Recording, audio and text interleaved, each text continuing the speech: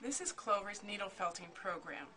I'd like to share with you all the different tools that we have. And first of all, we have two sizes of brush mats. We have a 5 needle felting tool.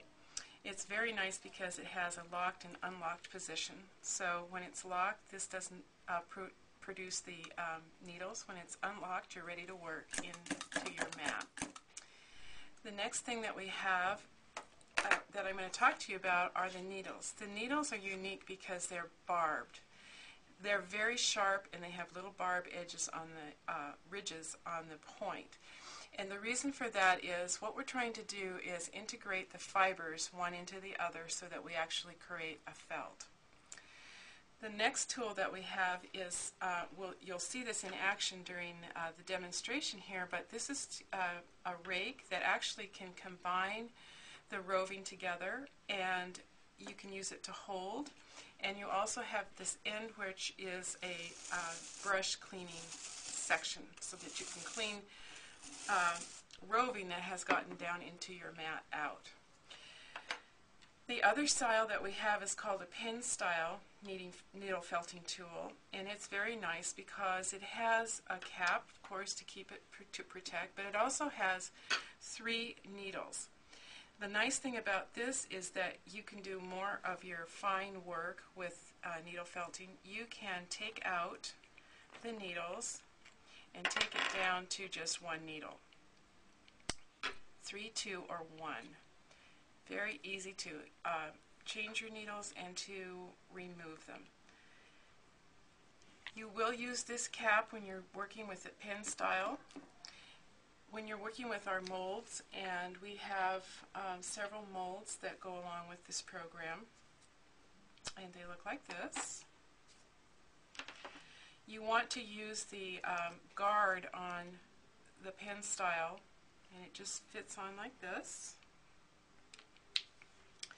And then as you're using the mold, it prevents the needles from going too far down or getting caught on the mold itself. So it's really a nice tool that regulates the depth that your needles are going to go into the brush mat. You always want to take this off, put the pen section back on, and put the cap on when you're done. And by the way, you can also, I didn't talk about it at the beginning here, but these can also be changed as well, the needles in the 5 needle felting tool. It's just a matter of taking out this disc and then pulling out your needle and replacing. So there you go. The other thing that we have is that the star of the show is the wool roving. These are just a few of our colors, but it comes in many, many different colors. The next thing that I want to do is to show you some technique of how all these tools work. And the first one, we're going to use the large mat. We're going to use the 5 needle felting tool. We're going to just take some roving, which is unspun wool, and we're going to pull off a chunk, and you'll see that it's all in straight lines. What you want to do is really stir it up. And if you want some extra coloration to give it a little bit of dimension, you can mix your colors, and that's always fun to do. And that's where your rake is going to come into handy. So it's almost like carding.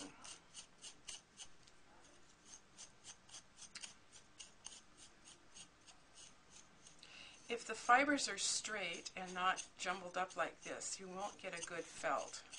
So it's very important to have just the biggest mess you can create. We like that about our crafting.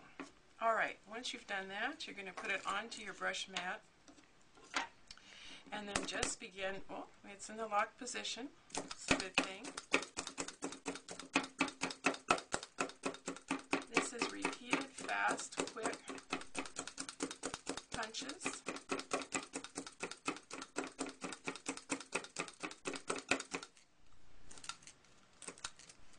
I like to pick it up from the edges and roll it in. A lot of times that will give you a nice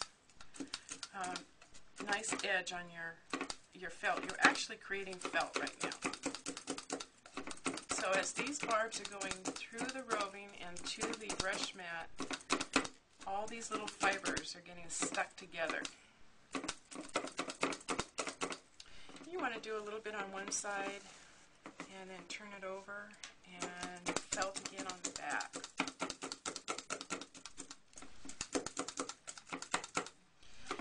It's quite an interesting process, and it's like making bread in some cases where you're kneading it back and forth, one side and then